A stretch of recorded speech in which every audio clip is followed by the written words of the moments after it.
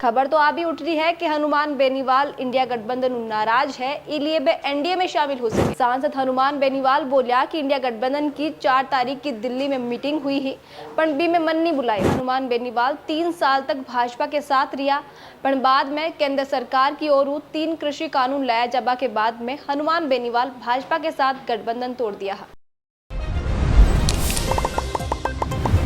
खमा गणिसा राम राम, आप देख रिया हो झलको मारवाड़, मैं नंदिता आप्रेसा। लोकसभा चुनाव को रिजल्ट आने के बाद एक बार के लिए जरूर कांग्रेस में खुशी की लहर ही, पर अब सियासी उठापटक होने की संभावना राजनीतिक गलियारा में तैर रही है, क्योंकि जी तरह का नेता बयान दे रिया है, बाऊ कई बातों ने हवा मिल रही है।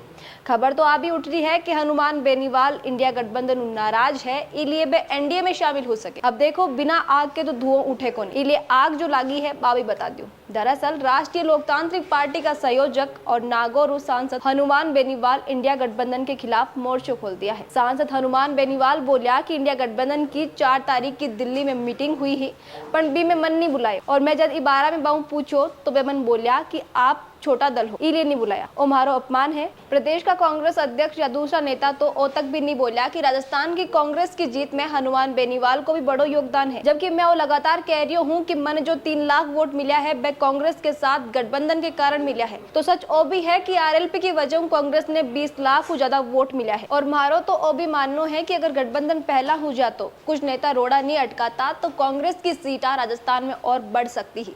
पर आ सब के बावजूद मैं भाजपा के खिलाफ लड़ाई लड़ते रहे, यानी हनुमान बेनीवाल नाराज है पर गठबंधन नहीं तोड़ रहा है, पर ना राजनीति है और इनमें कुछ भी हो सके। तो काल ने कई ध्यान हनुमान बेनीवाल गठबंधन तोड़ भी देवे, क्योंकि पिछला कार्यकाल के दौरान हनुमान बेनीवाल 3 साल तक भाजपा के साथ रिया, पर बाद में केंद्र सरकार की ओर 3 कृषि कानून लाया जबा के बाद में हनुमान बेनीवाल भाजपा के साथ गठबंधन तोड़ दिया है।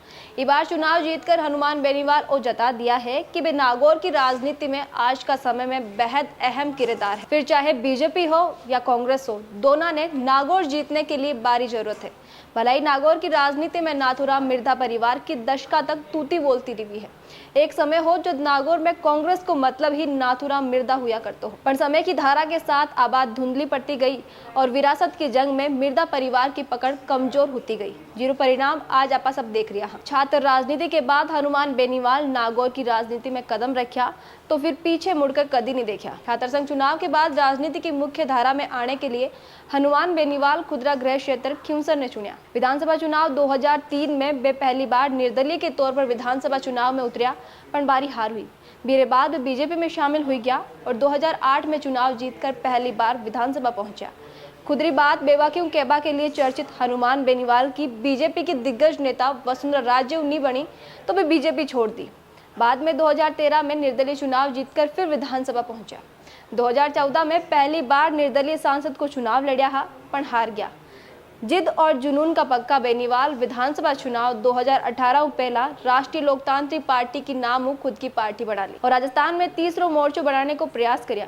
भलाई भी कोशिश में सफल नहीं हुआ, पर बेनीवाल नागौर की राजनीति में इतना गहरा पांव जमा लिया कि बीजेपी और कांग्रेस दोनों ने बारे साथ की जरूरत पड़ने लगी। हालांकि साल 2014 में बीजेपी का सीआर चौधरी मोदी लहर में बठे से सांसद बन गया, पर बाद में बीजेपी ने बठे जमीनी हालात ठीक नहीं लग रहा, इसलिए साल 2019 में बीजेपी आरएलपी के साथ में गठबंधन कर हनुमान बेनीवाल ने मैदान में उतार दिया और हनुमान बेनीवाल नाथूराम मिर्धा की पोती ज्योति मिर्धा ने हरा दिया।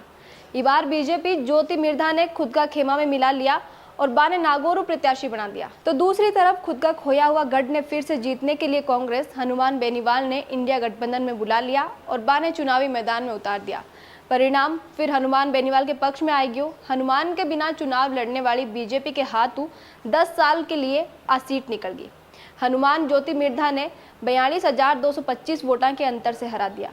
हालांकि इस बार बेनीवाल ने पिछली बार की तुलना में 63,096 वोट कम मिला है। आज हनुमान इस मुकाम पर पहुंच गया है कि बीजेपी हो या फिर कांग्रेस, दोनों ने अगर जीत चाहिए तो मेरे लिए हनुमान को साथ जरूरी हुई गयो है। अब बात मैं नहीं बल्कि नागौर राजनीतिक समीकरण बता रहा है। अब हनुमान बेनीवाल के सांसद बनने के बाद खिंवसर विधानसभा में उपचुनाव होना है, इसलिए देखना वो है कि वे फिर से खुदरा भाई नारायण बेनीवाल ने ही खिंवसर खड़ा करी या फिर कांग्रेस के साथ गठबंधन करी या कोई और उम्मीदवार पर दाव लगाए।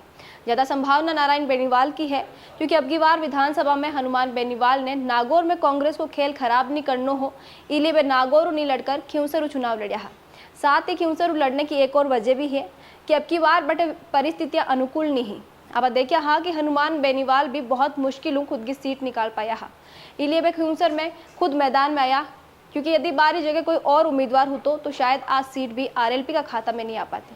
ये तमाम समीकरण ने देखता हुआ आपने कई लाग रही है हनुमान बेनीवाल इंडिया गठबंधन ने छोड़कर एनडीए के साथ जाए या फिर नहीं, कमेंट में लिखकर जरूर बताइए। मारवाड़ की खबर आपरी खुदरी भाषा राजस्थानी में देखने के लिए सब्सक्राइब करो झलको मारवाड़ ने, वीडियो ने ज़्यादा से ज़्यादा लाइक करो, शेयर करो और बनाए रखो झलको पर आप प्यार और विश्वास। यूं ही खमा गणिसा।